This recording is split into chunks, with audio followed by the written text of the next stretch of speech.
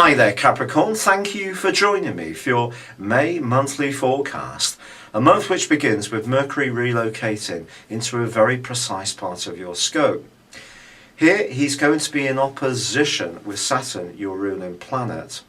This requires you to be conscious of something to do with your past, something that has some kind of legacy issue. You need to do some checking. It could be to do with some paperwork, savings plan. Just keep your eye on something that's not immediately obvious. But this change could give you a little bit of a push to do a declutter, to try to in some way have a sort of spring clean.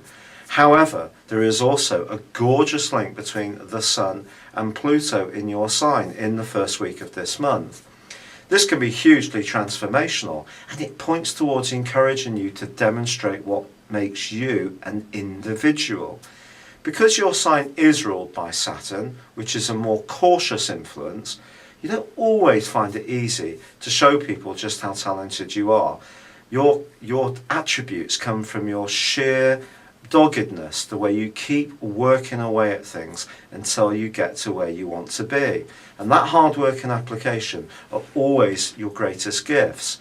But don't be fearful of demonstrating one of your other attributes, your sense of humour, because that can really flourish too in the early part of this month. But the Sun is also forging a square to Jupiter in week 1, and Jupiter's in a part of your scope that's linked to long-term finances. Now this could see you tempted to do some kind of speculative scheme.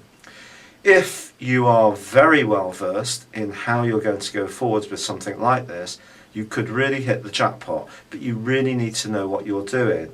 If you're just having an individual punt, I would go much more careful, especially if you don't have the money to waste on something like this.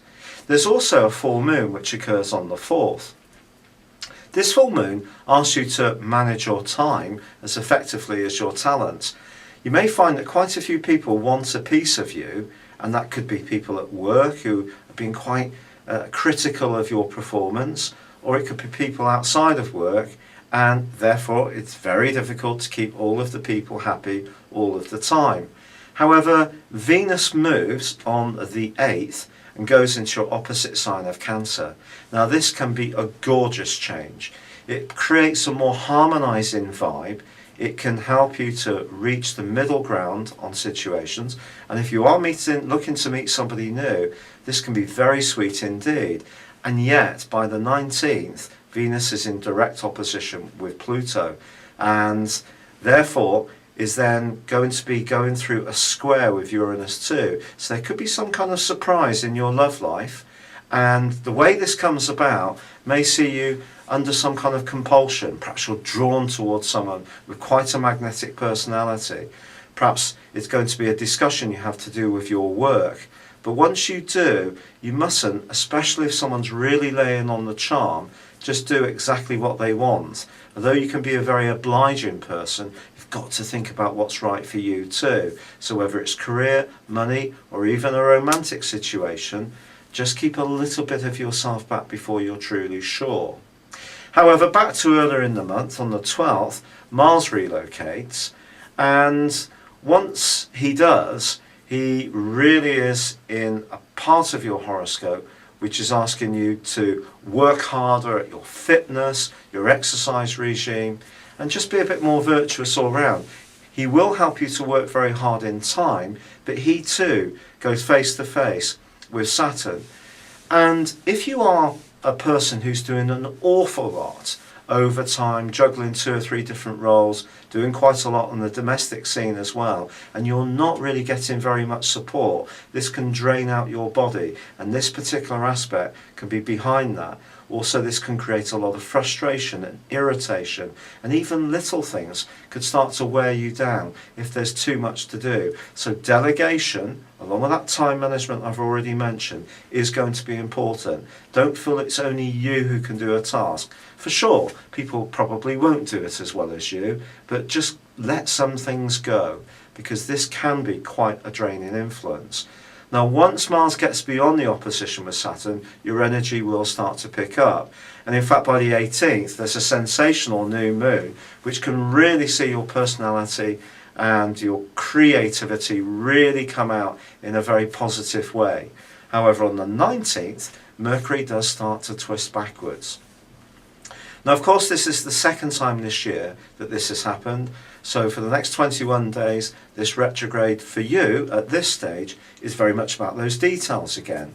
So even if you are delegating, there may be some things you do need to do for yourself, and don't take shortcuts because something could go awry.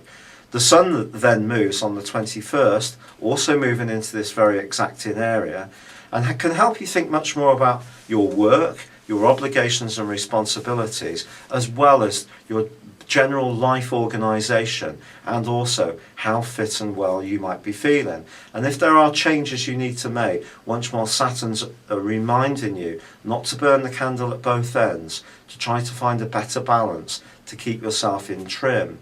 By the end of the month, the Sun is also squaring up to the energies of Neptune. If you spread yourself too thinly around, whether it's in terms of practicalities or even emotional energies, or you're soaking up all the demands of other people's needs as well, once more your energy can sink down a little bit.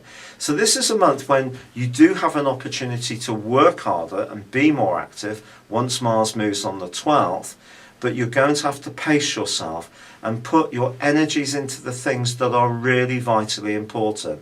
So in some ways, although the month does start off with some sociable and perhaps more frivolous possibilities, I think as it goes on, you are going to have to be a bit more serious and just think about those practicalities, really making sure everything is in balance in your situation. It's been a real pleasure being with you. Thank you for joining me. Good luck and goodbye for now.